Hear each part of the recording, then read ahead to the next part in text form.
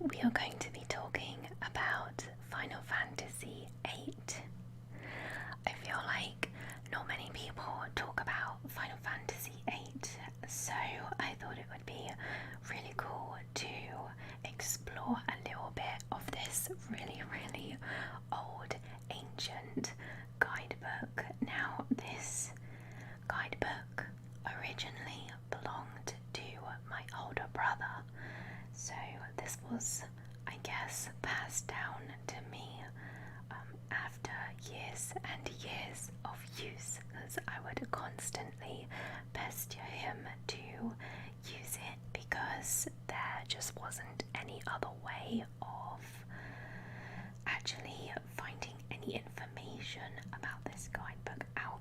Now you can tell that the binder has come apart and sellotape has been used to fix it, which I'm not sure was very effective, but I guess it did hold it together to some extent. You can tell it's ripped at the back too. Sadly, it's not in the best condition, but that just goes to show how much this has actually been used.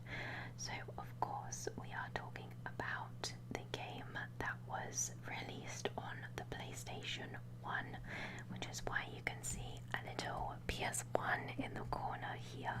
Of course, it's actually kind of dusty.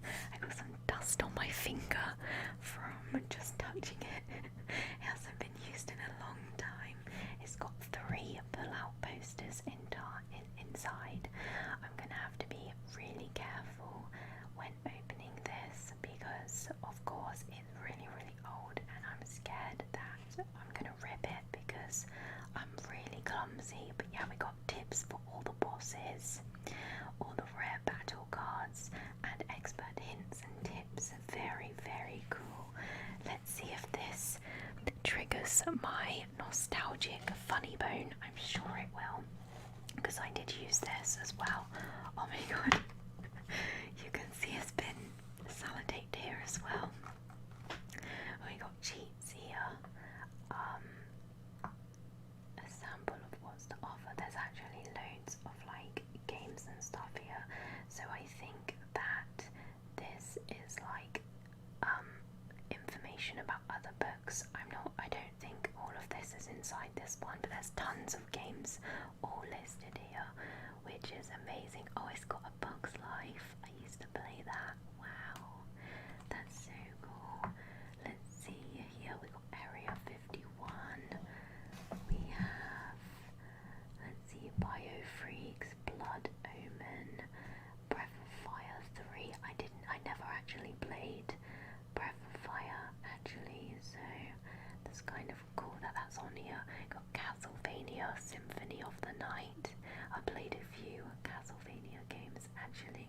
I actually really like Lords of Shadow that they put on. I think that was on PS4 or PS3. I don't know. I actually really like that. I know not a lot of people liked it, but I thought they were really cool. Anyway, got Crash Bandicoot 1, 2 and 3, the OG versions, which is really awesome. Let's see what else is on here. Dead or Alive. I actually played a few Dead or Alive games, even though they have some interesting physics. There is, let's see, Diablo. Oh my god. There's also Dino Crisis and Dynasty Warriors. That is so awesome. So many more nostalgic titles on here. There's Ghost in the Shell. I didn't even know they had a game. I thought that was just an anime, to be honest. So that is pretty interesting actually. So that's kind of crazy. Let me just move this a second. Go. It's a bit. Adjust my camera.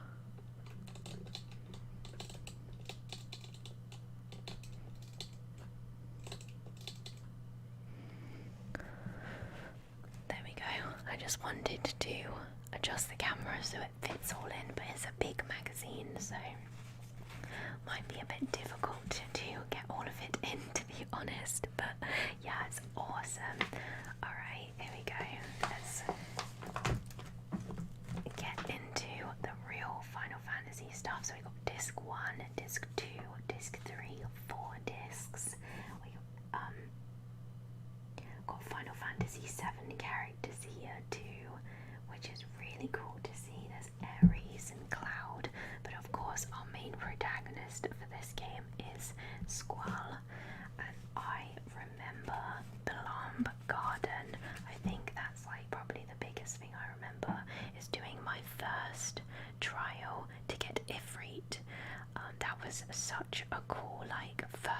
section that you go on. I really enjoyed that.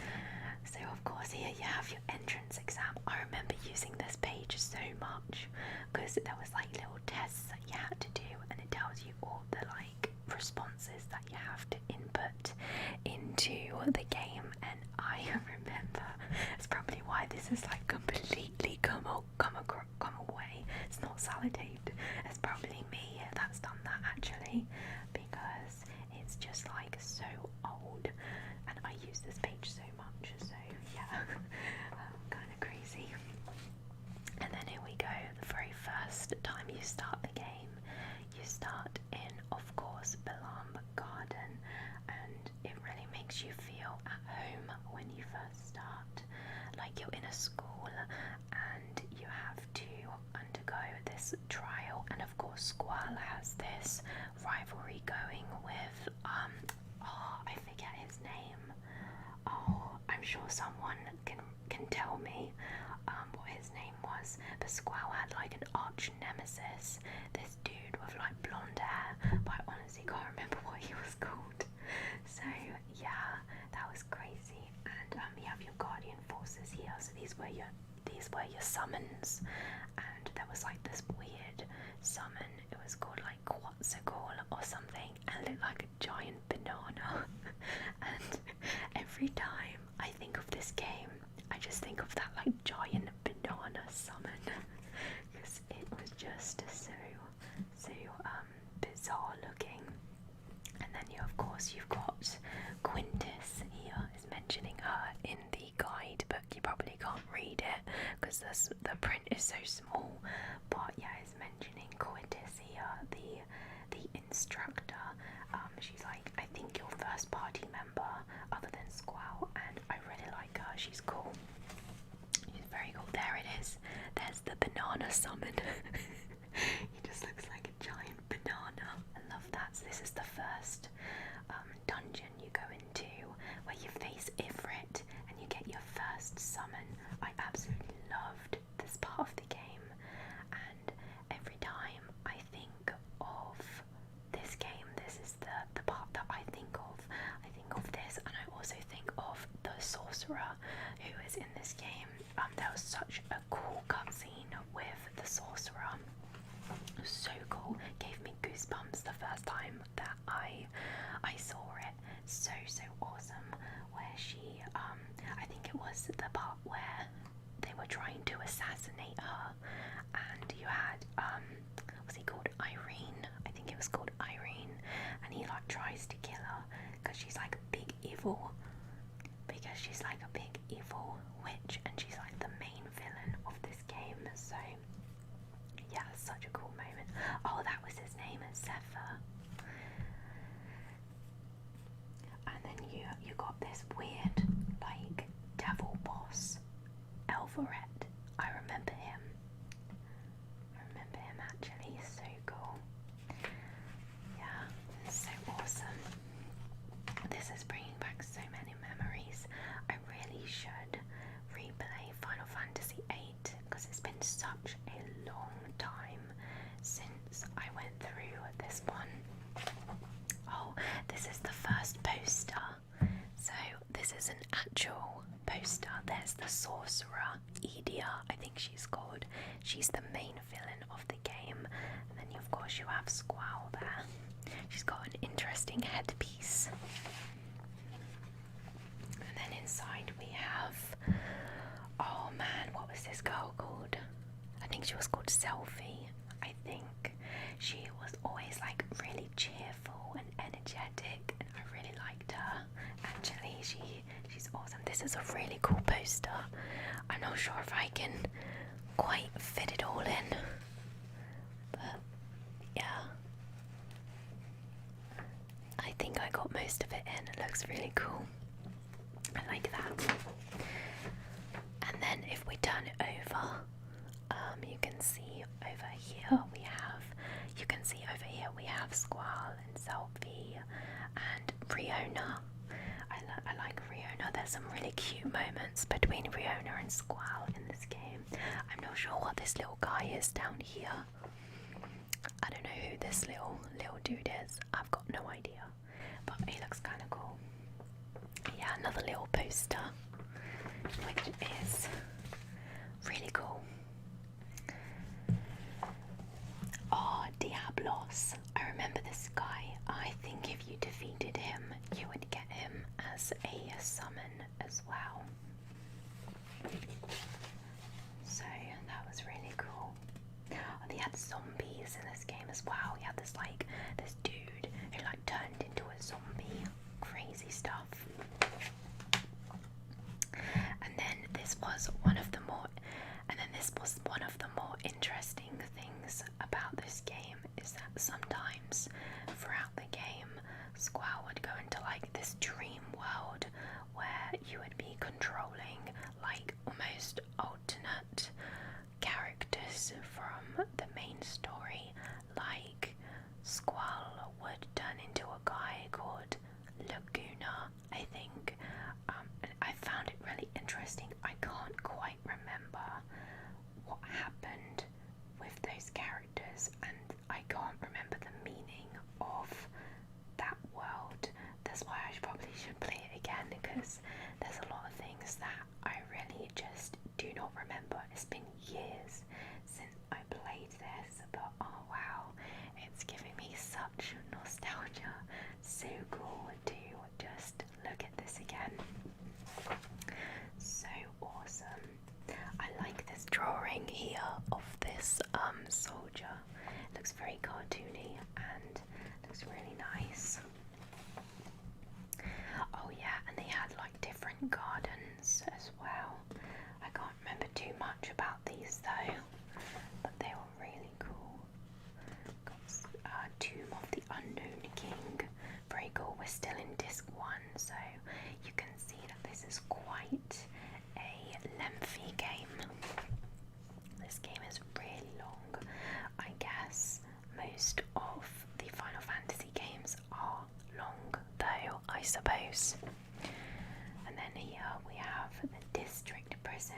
Oh, I remember this bit actually. I remember it being a bit of a pain to get around.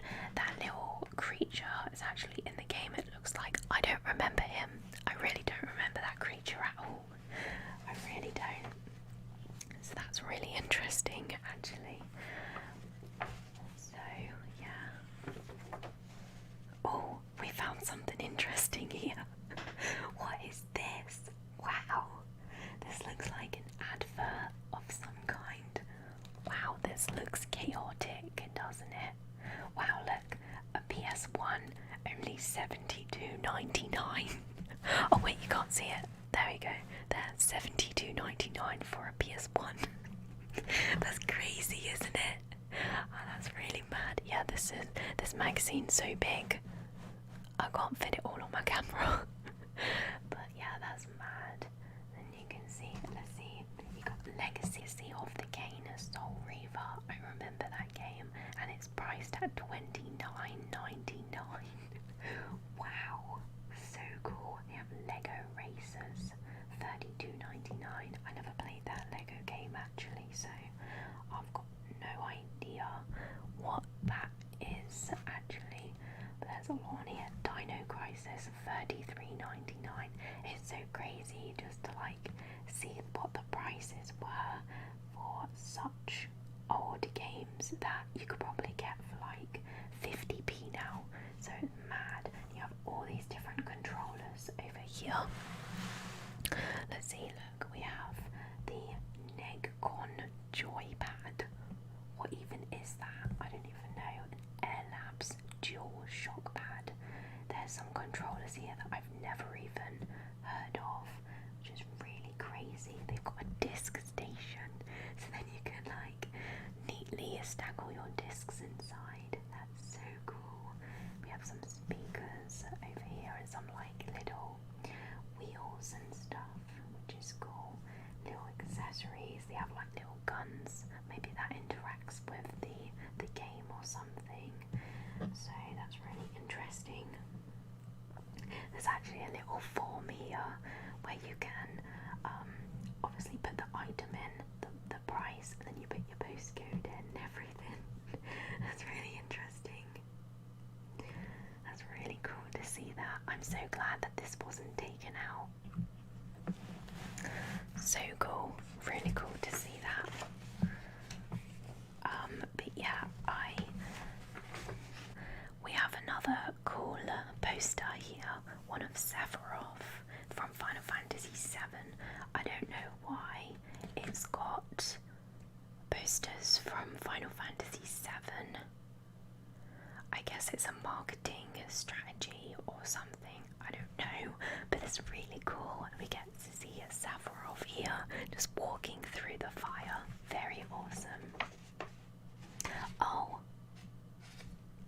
I didn't realise this actually does have Final Fantasy VII inside as well. I thought it was just Final Fantasy VIII actually. I'd completely forgotten that this was in here too. So that's actually really awesome. So this is when you first start Final Fantasy VII, right? I think what we'll do is we will return to this and I'll look through the Final Fantasy VII section of this game another time, because I actually wasn't expecting this to be in there. Maybe I just didn't read it properly or I just forgot. I honestly don't know, but I didn't realise that this was in here, so that's really cool. We'll have to return and have another nostalgic time together next time, and we'll go through Final Fantasy VII. I think I'd really like that. I have played the remake, so yeah, it'd be really cool to visit that as well.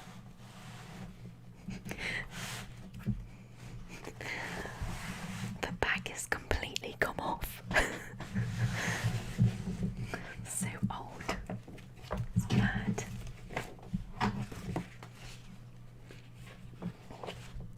You can actually see here where it looks like someone's pen has run out and they've like scribbled on it to check that it's still working.